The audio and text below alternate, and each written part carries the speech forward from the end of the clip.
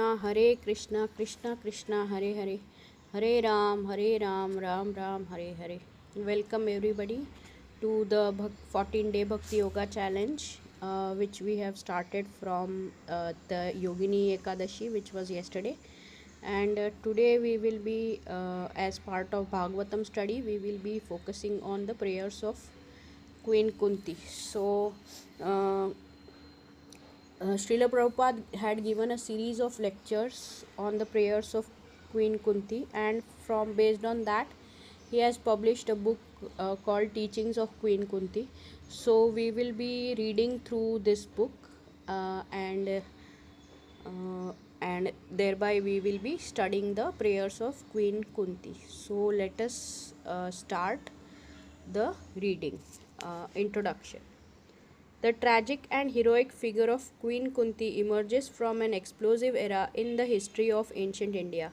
As related in the Mahabharata, India's grand epic poem of 1100,000 couplets, Kunti was the wife of King Pandu and the mother of 5 illustrious sons known as the Pandavas.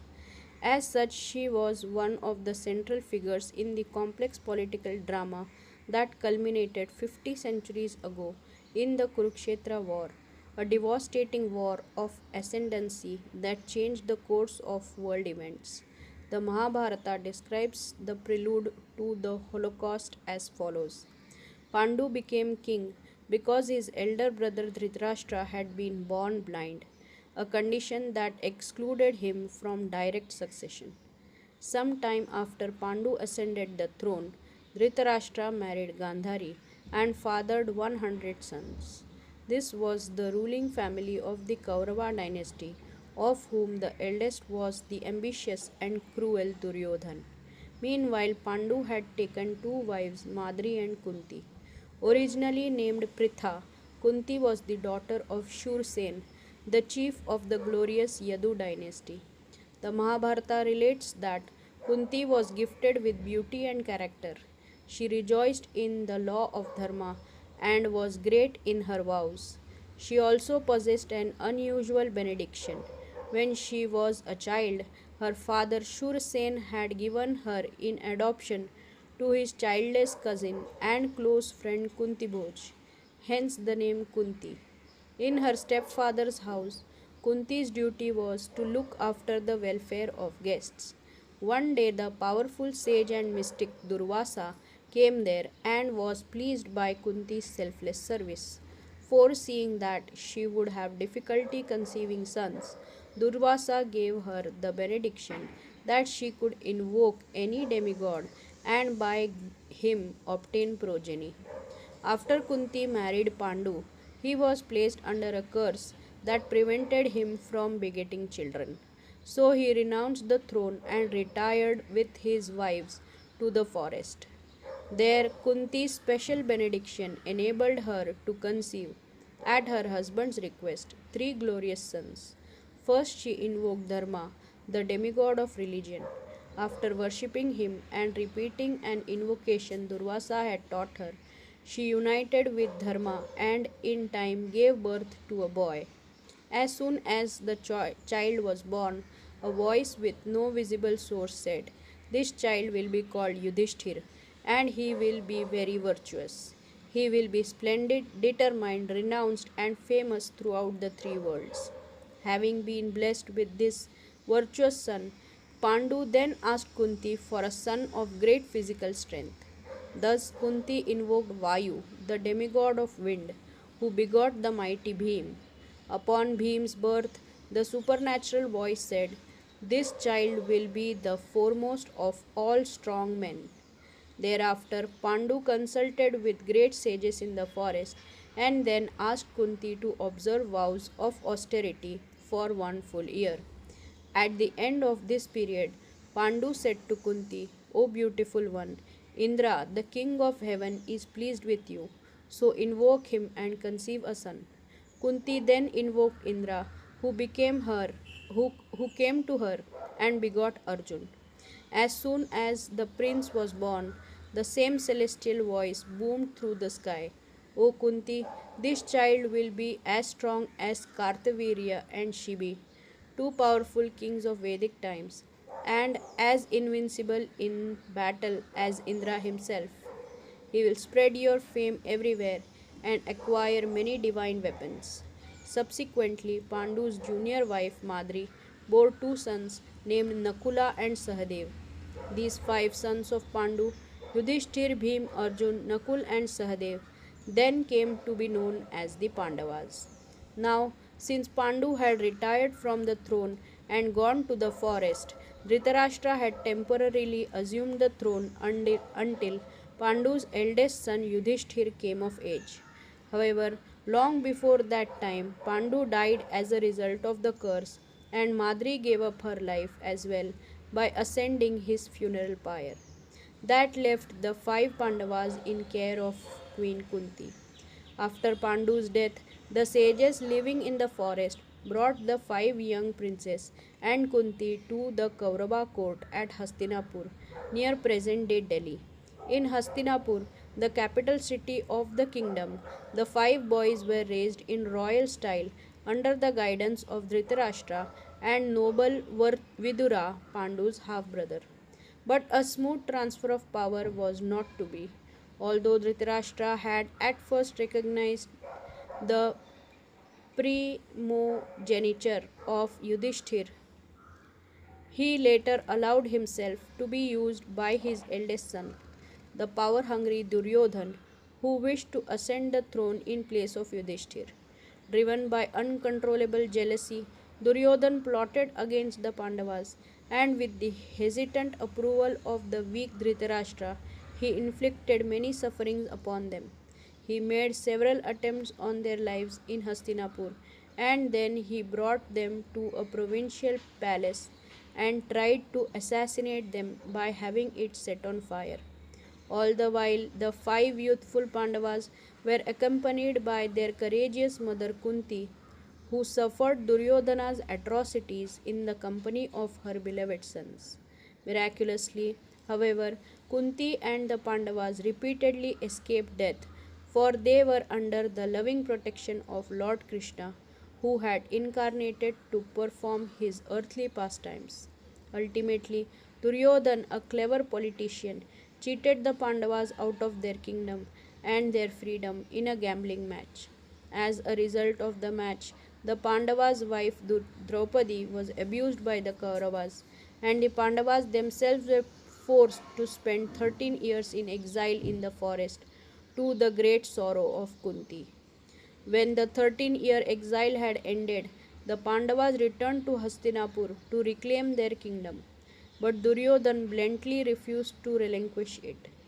Then, after some unsuccessful attempts to quell the hostilities, Yudhishthir sent Krishna himself to secure the return of the Pandavas' kingdom by peaceful means. But even this effort failed because of Duryodhana's obstinacy, and both sides prepared for battle. To place Yudhishthir on the throne or to oppose him, great warriors from all corners of the earth assembled, setting the scene for what would prove to be a devastating world war. Fierce fight raged for 18 days on the historic plain of Kurukshetra near Hastinapur, and in the end, all but a handful of many millions of warriors were dead. Only Lord Krishna, the Pandavas, and a few others survived the massacre. The Kauravas, Duryodhan, and his brothers were devastated. In a desperate gesture of revenge, Ashwathama on the surviving Kauravas mercilessly murdered the five sons of Draupadi while they were sleeping. Queen Kunti thus suffered a final blow, the loss of her grandchildren. Arrested and dragged to the Pandavas' camp like a bound animal, Ashwathama was let free only by the astounding compassion of Draupadi, the slaughtered boy's mother, and Kunti's daughter in law, who pleaded for his life. But the shameless Ashwathama made one more attempt to kill the last heir of the Pandavas, their unborn grandson in the womb of Uttara, by hurling the supreme Brahmastra weapon. When she saw the missile flying straight at her, Uttara immediately ran to the shelter of the Lord, who was just about to depart for Dwarka, his majestic capital city. Krishna protected the Pandavas and their mother Kunti from imminent death by stopping the weapon uncontrollable heat and radiation with his own Sudarshan disc. Having delivered the Pandavas from this last calamity and seeing that all his plans were fulfilled, Lord Krishna was again preparing to leave. For years, Duryodhan had tormented Queen Kunti's family, but Krishna had protected them at every turn, and now he was going away. Kunti was overwhelmed and she prayed to Krishna from the core of her heart. Kunti was Lord Krishna's aunt. He had incarnated as the son of her brother Vasudeva. Yet, despite this conventional tie with the Lord, she fully understood his exalted and divine identity. She knew full well that he had descended from his abode in the spiritual world to rid the earth of demoniac military powers and re establish righteousness. Just before the Great War,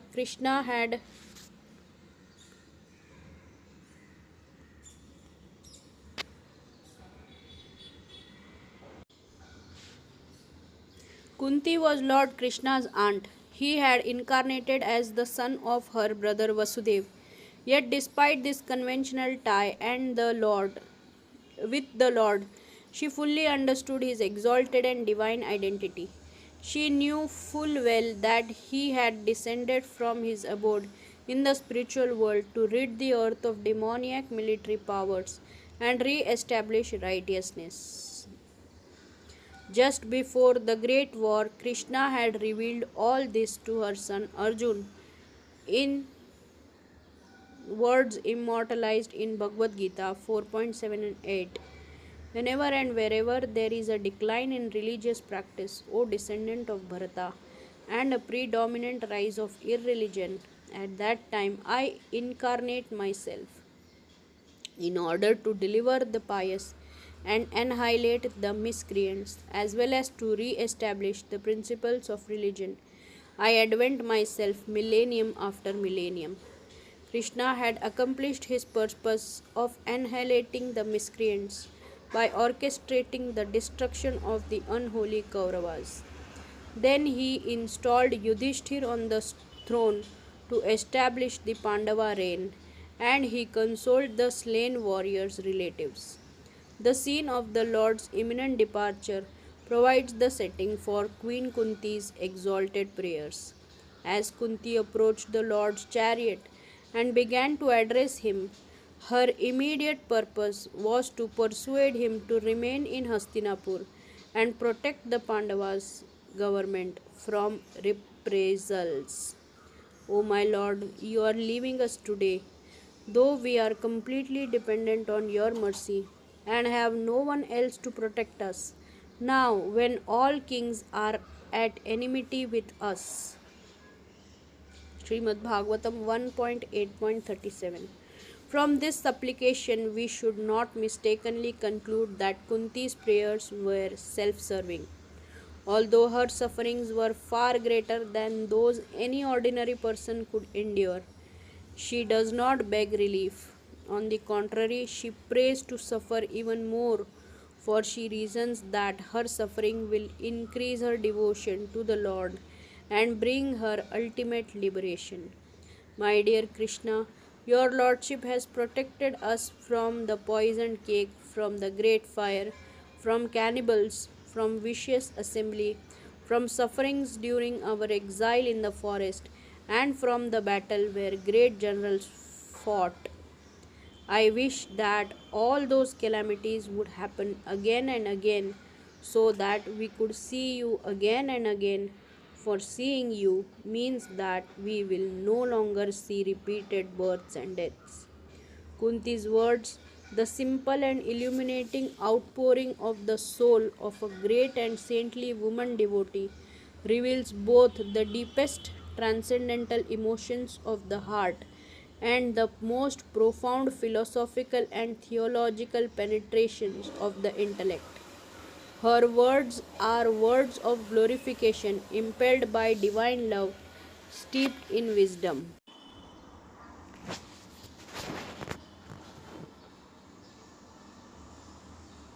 Her words are of glorification, impelled by a divine love, steeped in wisdom.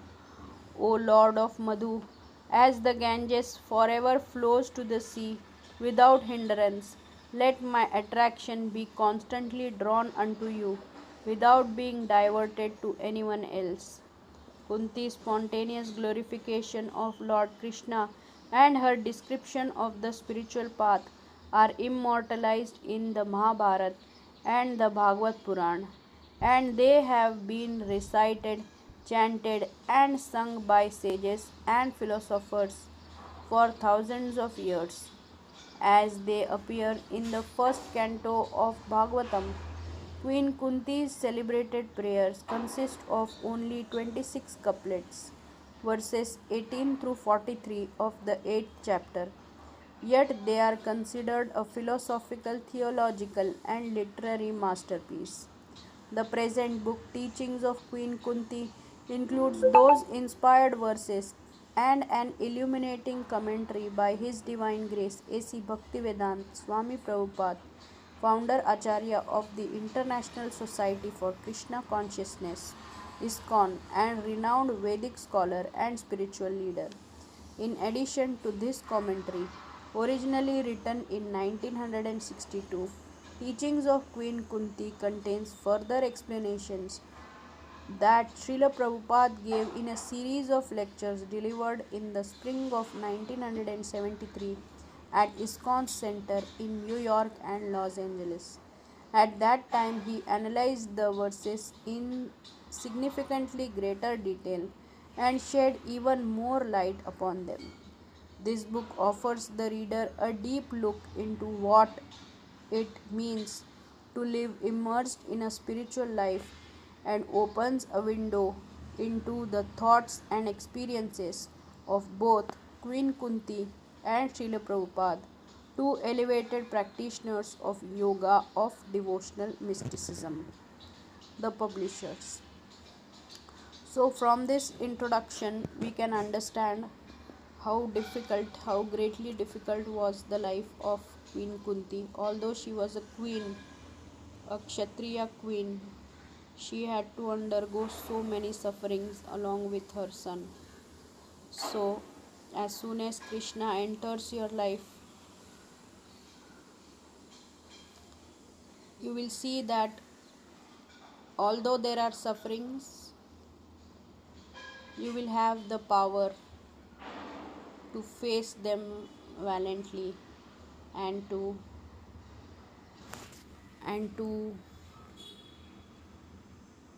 live your life virtuously despite having sufferings.